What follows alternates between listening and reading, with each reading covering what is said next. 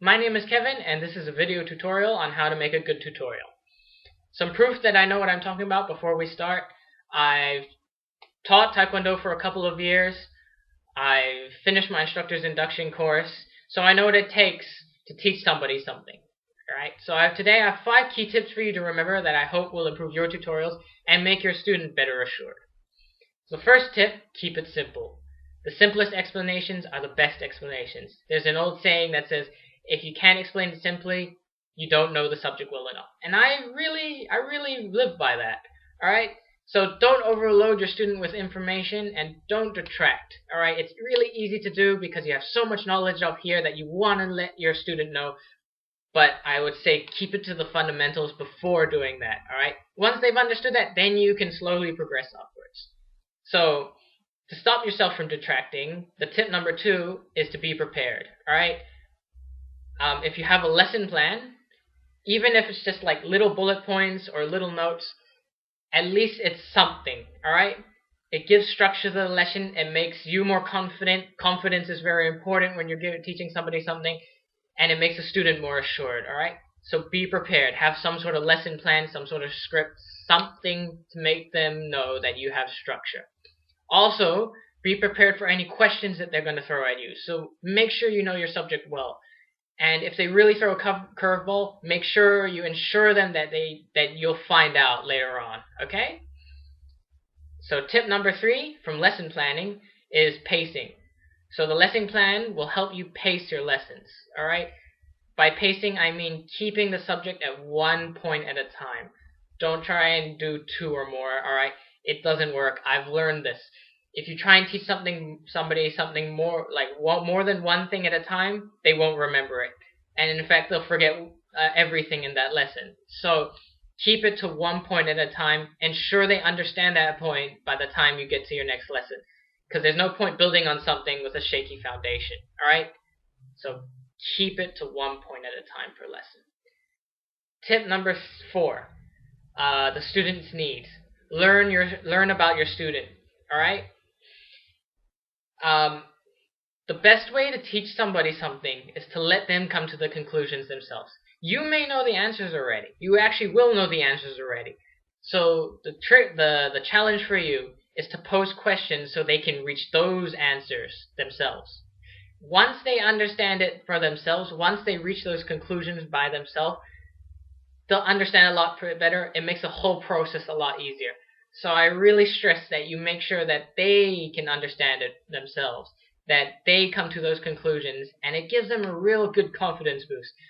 So they feel more motivated to continue going. Don't spoon feed them, alright?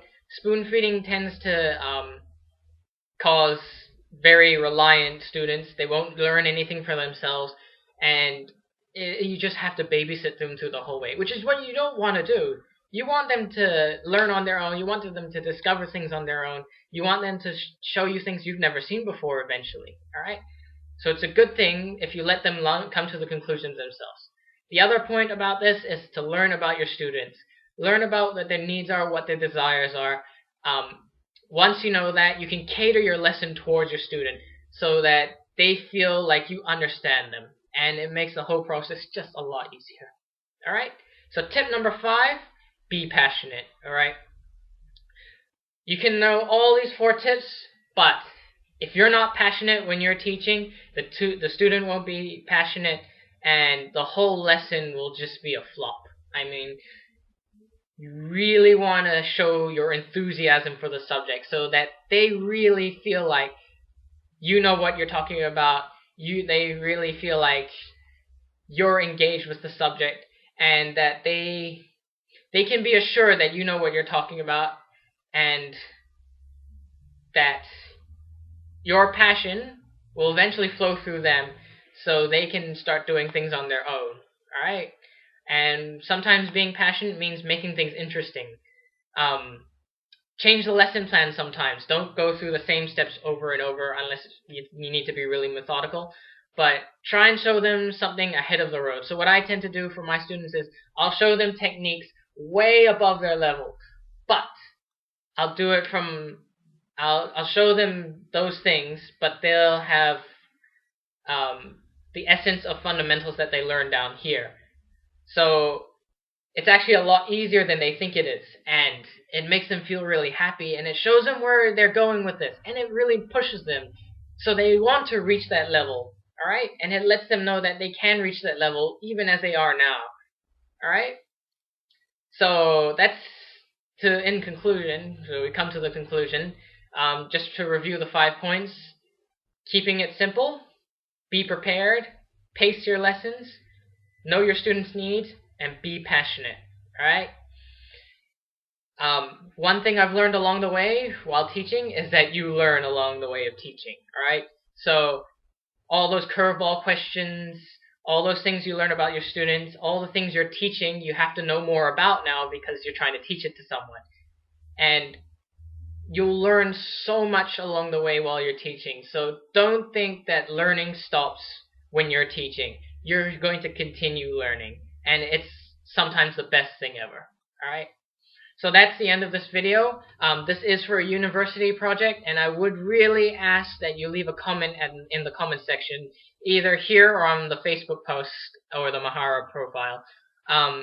This will really help push this project along.